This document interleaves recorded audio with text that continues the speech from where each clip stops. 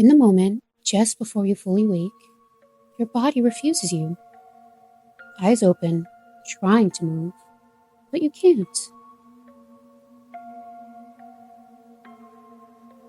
You take a breath, but a weight bears heavily on your chest.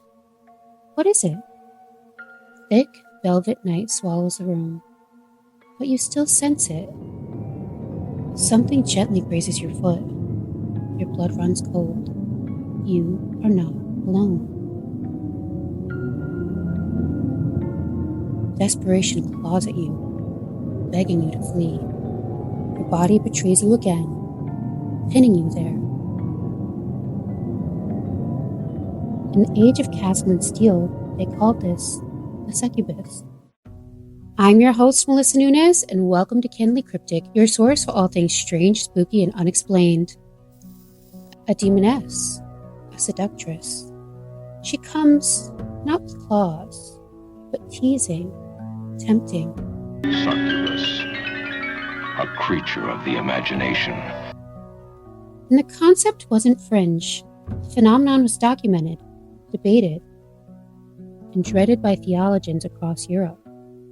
Texts like the Malleus Maleficarum, written by Heinrich Kramer, describes these entities in depth.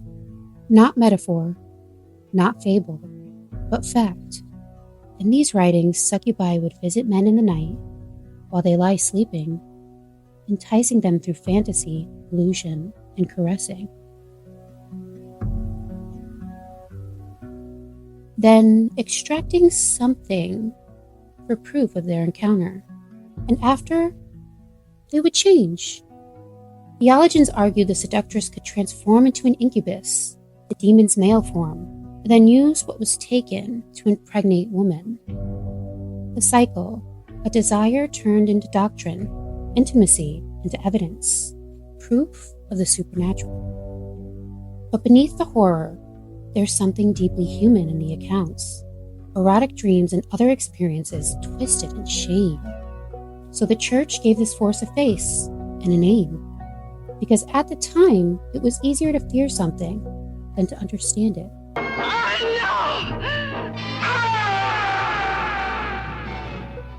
While Europeans of the Middle Ages called her succubus, she was never confined to it. Across cultures, across centuries, she appears again and again, different names, different faces. In Scandinavian folklore, she becomes the Mara. Sleepers wake to a weight on their chest, bearing down until dizzy confusion turns into panic. And in that terror, horrid thoughts and visions fill their head. That is why she appears in the very word we use for fearful dreams, nightmare. But she was never a dream. She was a visitor. And unlike the succubus, she does not seduce. There is no warmth. She is quiet and suffocating. She doesn't feed. She doesn't need to. The fear is yours. She only brings it to the surface.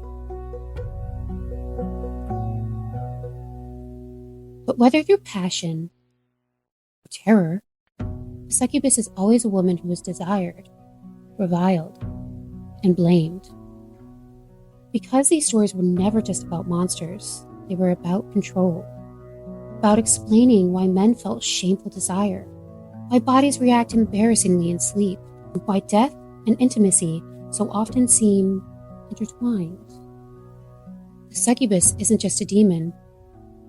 She's a reflection of fear, of repression, of fascination with what happens in the dark. Now I take you back to your waking dream, still frozen, chest still heavy, and still lingers a presence.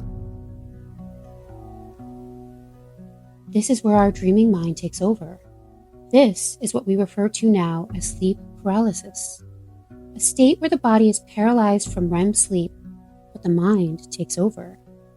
With this, people experience hallucinations, including touching sensations and seeing figures. Across cultures, people describe the same experience. In medieval Europe, a succubus. In Scandinavia, the Mara.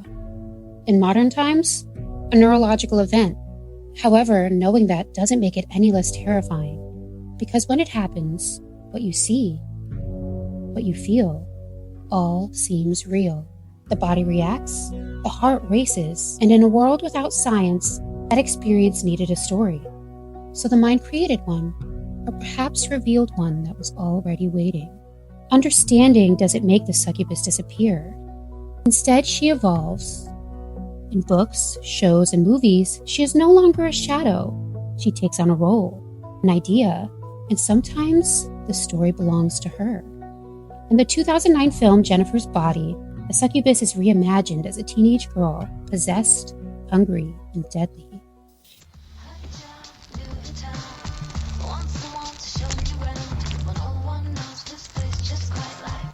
I gotta go. I am a god. Okay.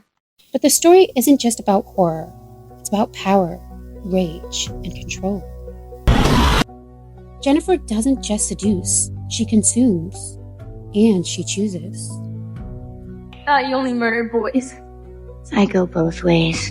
In The Monstrous Feminine, Barbara Creed analyzes horror archetypes, arguing that a woman's sexuality is often considered wicked or threatening, particularly in patriarchal cultures. What happens when those fears become real? When society's trepidation of her desire and power takes shape? As Needy put it, Hell is a teenage girl. in series like American Horror Story, succubus-like figures blur the line between victim and predator. They are tragic, complex, human in their monstrosity. Such as Moira O'Hara from Season 1 Murder House, she appears as temptation, something to be desired or feared. But beneath it, she is something else entirely, trapped, used, human, and condemned. To men, she appears young and seductive. This is Moira O'Hara. She was the housekeeper for the previous owner. Nice to meet you. That's my cab. To women, she is a thoughtful elderly maid. Her life sentence begins after being sexualized, objectified, and ultimately killed. There is no power in seduction. It's a prison. Come with me, baby. I want to, but I can't, Mother. I can't. Creed suggests horror has a way of reshaping women into what is feared or desired until the line between the two disappears. They are often defined not by what they are, but by what is projected onto them. As Moyer says, I'm not naive to the ways of men, their need to objectify, conquer. They see what they want to see. Women, however, see into the soul of a person.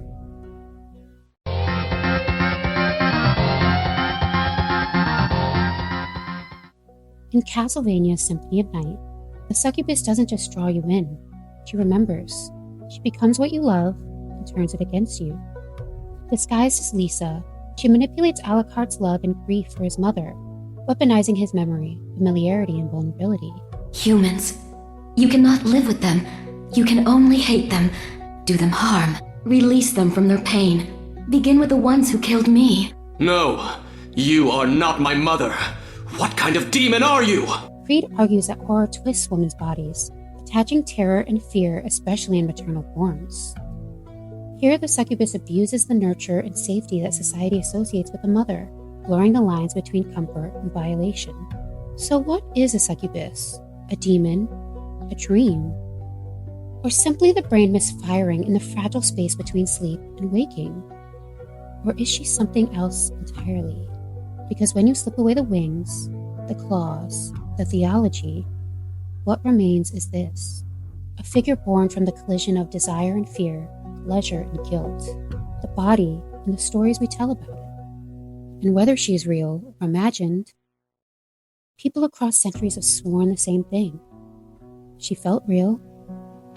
Her touch, her weight, her presence.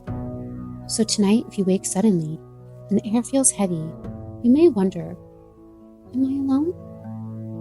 Maybe she's there, waiting for you to notice, close enough to feel, just beyond what you can see.